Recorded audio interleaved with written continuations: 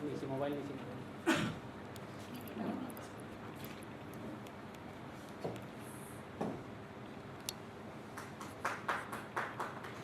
basically, this is one of the biggest killers in India, and this is just an initiative to raise awareness against head and neck cancer, oral cavity cancer, and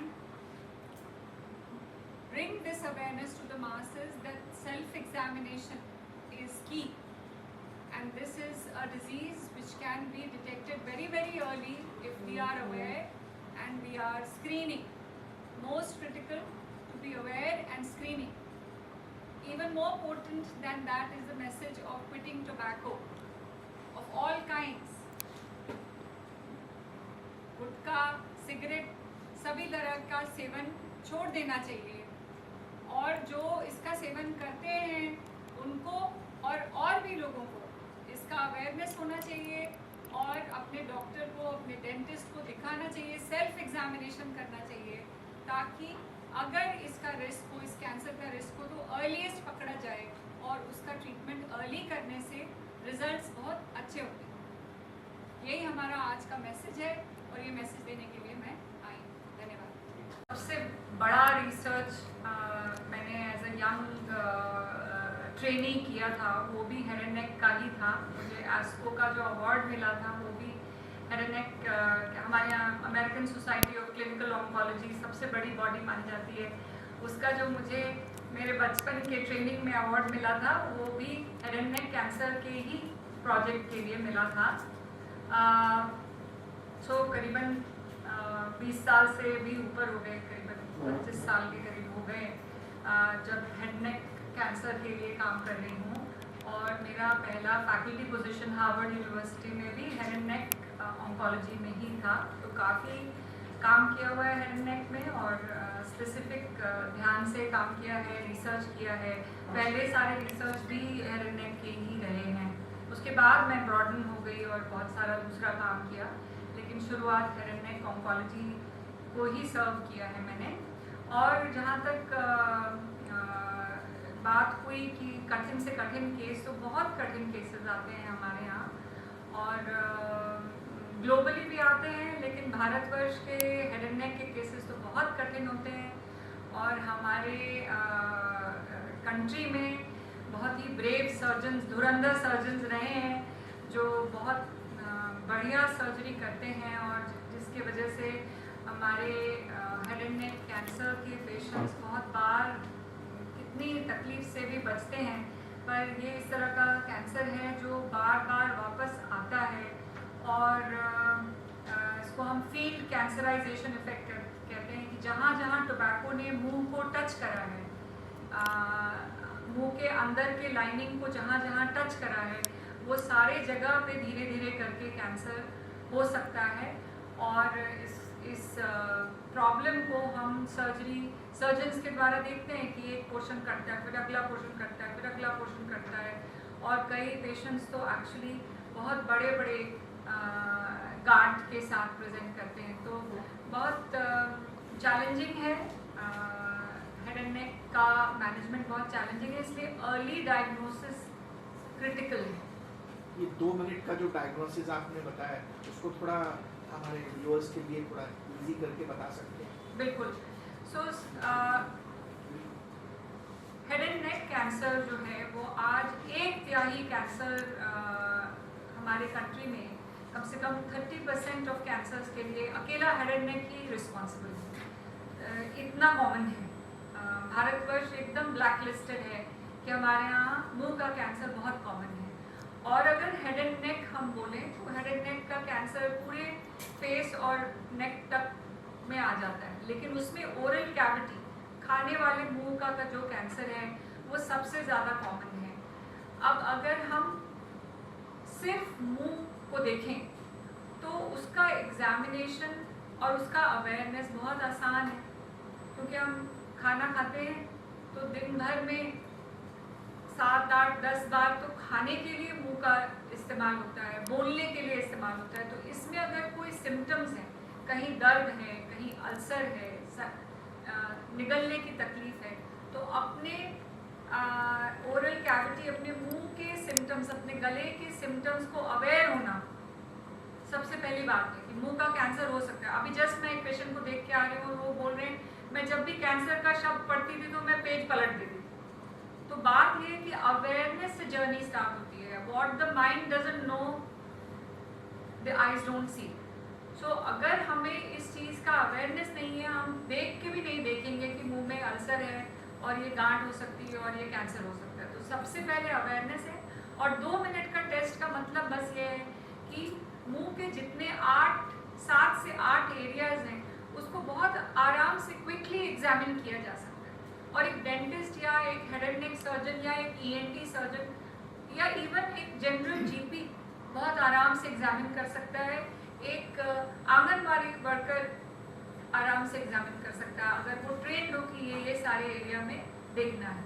तो उसको बारीकी से देखा जाए और अगर वहाँ discolouration दिखे, कोई वाइट प्लाक दिखे या रेड प्लाक दिखे तो, और या पान गुटखा खाने की आदत हो, सिगरेट पीने की आदत हो, अल्कोहल लेने की आदत हो, तो ये सारे एरियाज को साल में 2 से 4 बार भी अगर एग्जामिन किया जा सके तो क्या हर्ज। एक सिंपल सा एग्जामिनेशन है।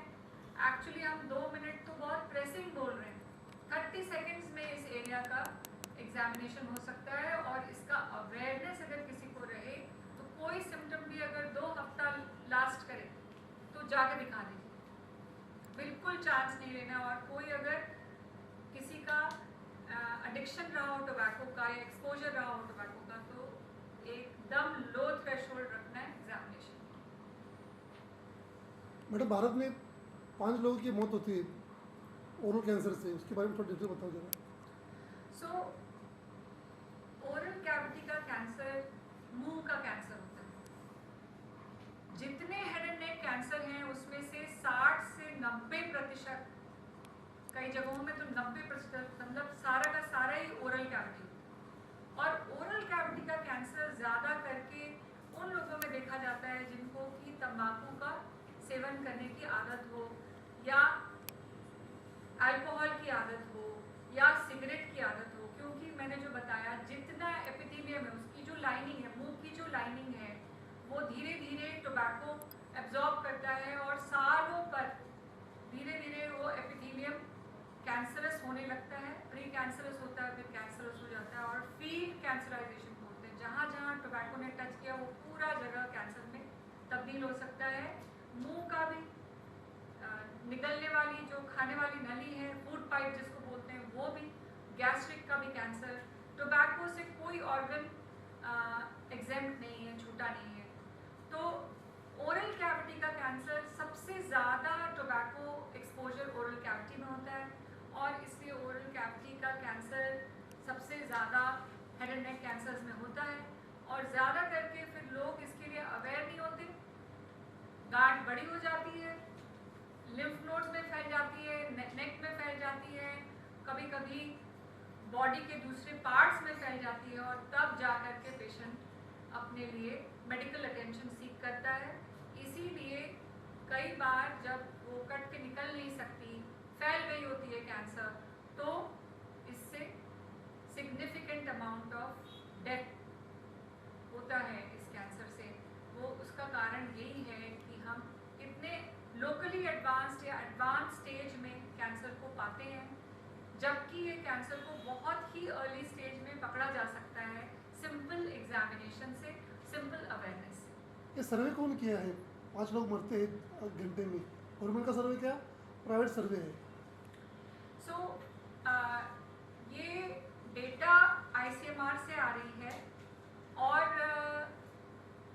इस डेटा की पुष्टि भी की जा रही है क्योंकि हमारे भारतवर्ष में एक बहुत बड़ा इशू है रजिस्ट्री का, क्योंकि हम अपने केसेस एडिक्वेटली रजिस्टर नहीं कर पाते हैं।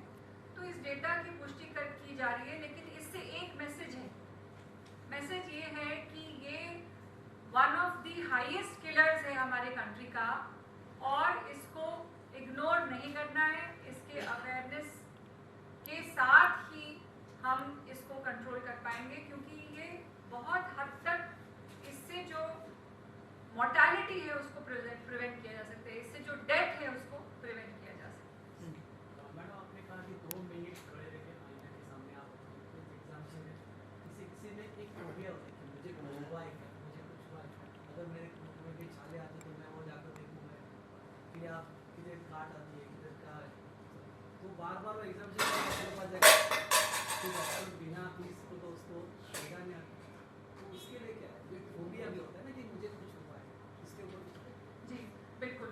सो मैं दूसरे टीम से हूँ, मैं फोबिया को वेलकम करती हूँ। मेरा कहना है कि जो पैरानॉइड है वही जिंदा रहेगा। तो अगर आप डरते हैं और डर के बार बार जाते हैं डॉक्टर को तो वो अच्छी बात है।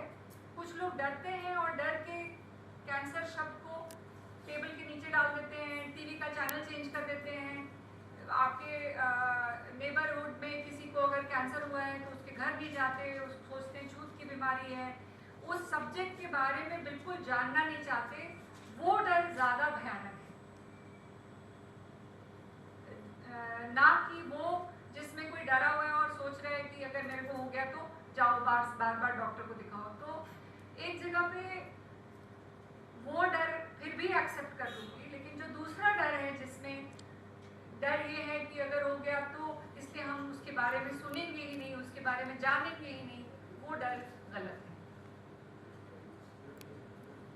तो पैरानॉइड होना ज़्यादा बेनिफिशियल है, क्योंकि आप जब ऐसा सोचते हैं कि मुझे हो जाएगा और उसके लिए डरे रहते हैं, तो आप 4 बार कम से कम डॉक्टर के पास तो जाते हैं, आप 4 बार अपने मुंह में एग्जामिन करके देखते हैं।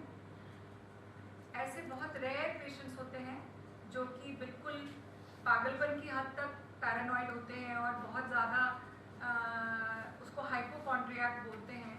वो तो पेशेंट्स होते हैं, उनको हम दूसरी तरह से डील करते हैं। लेकिन आम तौर पे आज आम आदमी तो जा ही नहीं रहा। हमारे देश में तो दूसरा प्रॉब्लम है, स्क्रीनिंग ज़ीरो है, कोई अवेयरनेस नहीं है, मुंह में क्या से क्या हो करके अच्छे से अच्छे पढ़े लिखे लोग लेमन के साइज़ का ट्यूमर हो जा रहा है तब कहीं पहुंच रहे हैं। तो हमारी प्रॉब्लम और है। हमारे यहाँ स्क्रीनिंग को रेवोल्यूशनाइज करना है, लोगों को आगाह करना है, जगाना है, ग्रास रूट्स लेवल पे इस तरह का कैंपेन जारी रखना है। इसीलिए मैं आई हूँ आज यहाँ आप लोगों से बात करने। डॉक्टर, जब आदमी को ऐसा लगता है कि मेरे मुंह में कोई कैंसर है ये टेस्ट करने के बाद, तो उसको एक और डर भी सताता है कि मैं जाऊंगा हॉस्पिटल में तो हॉस्पिटल हो सकता है मुझे बेकार में बोले कि ये करो वो करो वो करो, और उसके बाद में मेरे आईसीयू में डाल देंगे और फिर बहुत ज़्यादा पैसा लेंगे मेरे से। ये डर है कि रॉन्ग डायग्नोसिस करके मेरे से एक्सटॉर्ट करेंगे पैसे। उसके बारे में आप कुछ बता सकते हैं? बहुत टफ टाइम है, मैं इसको डिनाई नहीं करूँगी, क्योंकि हो रहा है और इसीलिए समाज में इस तरह की बात बनी हुई है। मेरा इसका यही डिफेंस है कि डरना नहीं, बहुत हिम्मत का काम है, डरना नहीं है, और जल्दी you have to work very fast and simple सा रूल है, आप 3 जगह दिखाइए। पैसे उसके लिए भी आपको लगेंगे, लेकिन आप 3 जगह दिखाइए ताकि आपको एक कंसेंसस मिले। और अगर 3 अच्छे डॉक्टर से आपको यही समझ में आ रहा है, बार बार आपको यही बोला जा रहा है, तब ये डिनाइल में रहना गलत होगा कि अच्छा ये झूठ बोल रहे हैं, मुझे ऐसे बहका रहे हैं और मेरे पे पैसे कमा रहे हैं।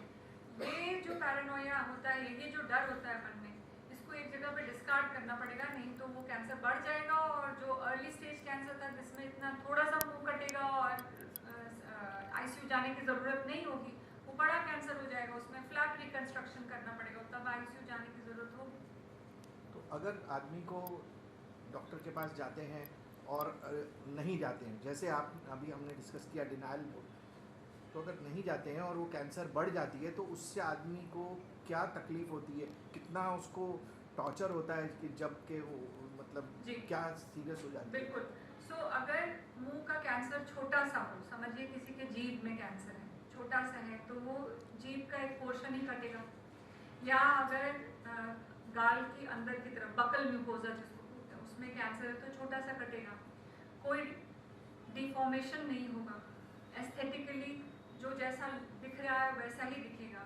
अगर वो अल्सर या वो गांठ बड़ी हो जाती है तो बड़ा चंप काटना पड़ता है, उससे जीभ के मूवमेंट में तकलीफ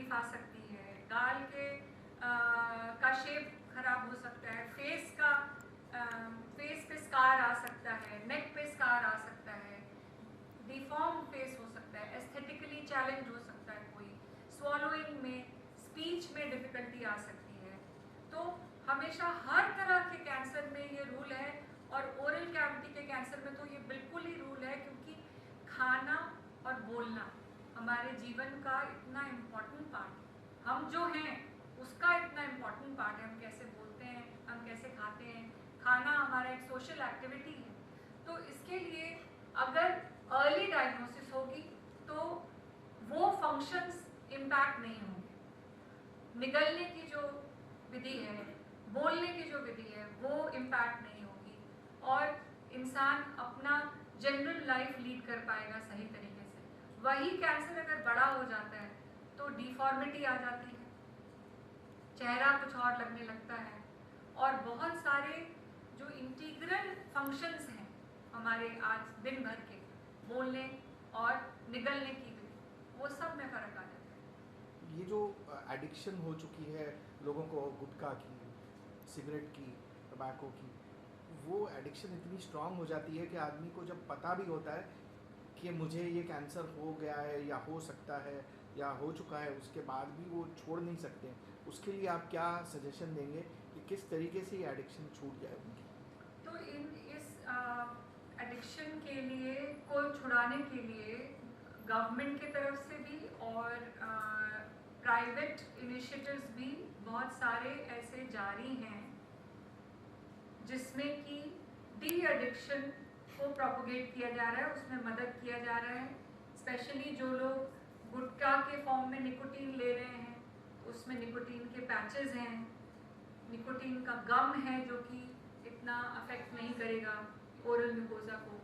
तो बहुत सारे मेजर्स आज लिए जा रहे हैं, लेकिन फिर भी इतने बड़े कंट्री के लिए कम है। तो हमारे जैसे लोग इस पे कोशिश कर रहे हैं इसमें आवाज़ उठाने की और लोगों को साथ लाने की, और ये भी कोशिश कर रहे हैं कि और इस तरह के प्रॉब्लम के लिए फंडिंग आए। फंडिंग गवर्नमेंट से भी आ सकती है, प्राइवेट सेक्टर से भी CSR एक्टिविटी के तरफ से आ सकती है। लेकिन जो कंज्यूमर है, जो गुटखा खा रहा है, उसको सबसे पहले क्या ज़रूरी है? अवेयर होना, कि मैं जाऊँ मदद मांगने। तो हम ऐसा एक हमारे हॉस्पिटल में भी हम ऐसा आउटरीच प्रोग्राम चलाते हैं। वहाँ जब मैं खुद बैठ के बात करती हूँ, जो गुटखा का सेवन करते हैं, तंबाकू का सेवन करते हैं, उन पेशेंट से जब मैं खुद बात करती हूँ, आधे टाइम उनको पता नहीं होता कि ऐसा कुछ, आधे टाइम क्या मतलब जितने कॉन्वर्सेशंस मेरे हुए 90% पेशेंट्स को पता ही नहीं है। और ये आउटरीच प्रोग्राम में these are underprivileged mostly people who can't buy an insurance and cannot buy their own health care। ऐसे पेशेंट से जब बात हो रही है तो 90% लोगों को पता नहीं है कि जाना है कहीं जहाँ पे कि आपका डी एडिक्शन भी सपोर्ट किया जा सकता है। तो बॉटम लाइन मेरा ये है कि अवेयरनेस इज की, ये गलत है और इसको छोड़ने के लिए क्या कर सकते हैं और ये क्या क्या करेगा, और इसलिए मुंह में अपना एग्जामिन करें। ये सब एक कंटिन्यूम है जो कि समझाने की ज़रूरत है। आजकल जैनजी भी कितनी जैनजी लोग हैं, सब सिगरेट जी उसके लिए कुछ हाँ। सब पे लिखा हुआ था बिल्कुल, कि ये इंजस्ट टू हेल्थ है, इसके बावजूद भी जी। सब खा रहे पिए, जब गुटखा पे सो कहीं पे ये ग्लैमराइज भी हो रहा है और ये बहुत दुखद बात है, क्या करें। लेकिन ये आज मीडिया के थ्रू ग्लैमराइज हो रहा है। आप मैं मीडिया बोल रही हूँ तो आप समझ रहे हैं कौन सी मीडिया। बड़े बड़े आर्टिस्ट लोग यहाँ इनका हाँ, ऐड करते हैं मैम। तो गुटखा का भी ऐड होता है, सिगरेट का ऐड होता है, मूवीज में कंटिन्यूअसली चेन स्मोकिंग दिखाया जाता है। It is demonstrated as being stylish to be smoking. तो आज विमेन में इतना स्मोकिंग बढ़ा हुआ है। These things are to be condemned, because मैं जब इस साइड बैठती हूँ टेबल के, तो मुझे एक ही चीज़ समझ में आती है कि जिस कार्सिनोजन जो कैंसर कॉजिंग केमिकल है, जिस कार्सिनोजन से बचा जा सकता है और जो डायरेक्टली 80% ऑफ डिजीज को कंट्रीब्यूट कर रही है, उसको प्रोपोगेट किया जा रहा है, स्पेशली इन एडुकेटेड यंगस्टर्स। तो वो बहुत ही सैड है और मेरे को गलती लगती है कि हम आज इसके खिलाफ इनफ आवाज़ नहीं उठा रहे हैं। तो आप सभी लोग जो यहाँ पे हैं और इसमें पार्टिसिपेट कर रहे हैं, आप सबको बहुत I am very grateful for you to be here, क्योंकि ये मैसेज को आप एम्पलीफाई करने में मदद कर रहे हैं। तो आई थिंक आज स्कूल्स में, कॉलेजेस में कैंसर के अवेयरनेस की मैसेज जाने की ज़रूरत है, बिकॉज ये जब तक ग्रास रूट लेवल से नहीं आएगा, ये बच्चों से नहीं आएगा। हम आज इस तरह का मैसेज जो है अडल्ट को प्रोपोगेट करते हैं, बट मुझे इस चीज़ से बहुत आशा है कि अगर ये हम मूव कर सकें अर्ली साइकोलॉजिकल इम्प्लीमेंटेशन के लिए। बच्चे भी खाते गुटखा। सो अगर हम ये इम्पैक्ट स्कूल्स में लाएं और वहाँ से ये बात बने, ताकि एक आदत जो बनती है वो अर्ली एजेस में ना बन जाए गुटखा की, स्मोकिंग की, वहाँ से ही हम इस बैटल को देखिए। जो चीज़ें बुरी हैं उनका प्रेजेंस हमेशा रहता ही है। अच्छाई और बुराई दोनों का प्रेजेंस हमेशा समाज में रहता है, कम्युनिटी में रहता है, लेकिन अच्छाई का बुराई से लड़ना ही नीति है, ठीक है। So we have to raise awareness and we have to fight against this vice from childhood. एक बच्चे को बताने के लिए सेव करते हैं, लेकिन मुझे ऐसा लगता है कि ये लड़ाई, ये जंग तो स्कूल से जारी होनी चाहिए। और इसलिए मैं खुद भी काम कर रही हूँ कुछ थर्ड पार्टीज़ के साथ, जहाँ पे कि हम स्कूल्स में जाएंगे अवेयरनेस के लिए, और पान गुटखा सिगरेट छोड़ो ये बात करने के लिए हम मिडिल स्कूल में बात करने के लिए जाएंगे समाज से। और मैं ऑलरेडी ऐसा कुछ काम कर रही हूँ, कर चुकी हूँ, जहाँ पे कि यंगस्टर्स को एड्रेस करने के अभी रिसेंटली मैंने 2000 स्टूडेंट्स के सामने बात करी, उनको बताया ना सिर्फ ओरल कैविटी, पान गुटखा सिगरेट इनसे क्या क्या रिस्क है, बल्कि गर्ल्स में HPV से क्या रिस्क है, और सर्विक्स कैंसर की वैक्सीनेशन करनी चाहिए। गवर्नमेंट ने आज अलाउ किया है, जाके आप वैक्सीनेशन दे सकते हैं 9 साल से ऊपर की गर्ल्स को, और बॉयज़ भी वैक्सीनेट होने चाहिए। तो ये सब बातें बचपन से ही स्टार्ट हो जानी चाहिए कि कैसे सही से जीना है, किस चीज़ से बचना है, कौन सा एडिक्शन बुरा है। और ये मैसेज आज अडल्टहुड में जाना नहीं है, ये एडिक्शन होने के पहले ही जाना है मैसेज। और यहीं पे फैमिलीज़ के अवेयरनेस एंड बच्चों के अवेयरनेस की बहुत ज़रूरत है। बट ऑफ कोर्स जो लोग ऑलरेडी इससे ग्रसित हैं, इन पैरेलल सबसे बड़ा बैटल वहाँ है जो लोग ऑलरेडी तंबाकू का सेवन कर रहे हैं, वो कैसे छोड़ेंगे, डी एडिक्शन के लिए कैसे पार्टिसिपेट करेंगे, और हम क्या कर सकते हैं। वो जो तंबाकू का सेवन कर रहे हैं या सिगरेट पी रहे हैं, उनका हम स्क्रीनिंग कैसे करें, उनको हम कैसे अवेयर कराएं, क्योंकि उनकी फायर फाइटिंग तो आज ज़रूरत है। We need them to be fire fighting today, इसकी अर्जेंट नीड है।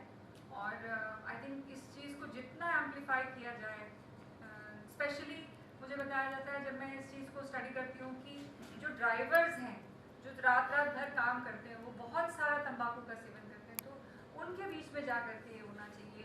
कैंप्स ऐसे हाई रिस्क एरियाज़ को पहले हमें पकड़ना चाहिए कि कौन कौन सी जगह में हाई रिस्क है, और उन जगह में शिविर लगाना चाहिए सेल्फ अवेयरनेस और स्क्रीनिंग का। आज की जनरेशन ज़्यादा करके दूसरे के दिखावे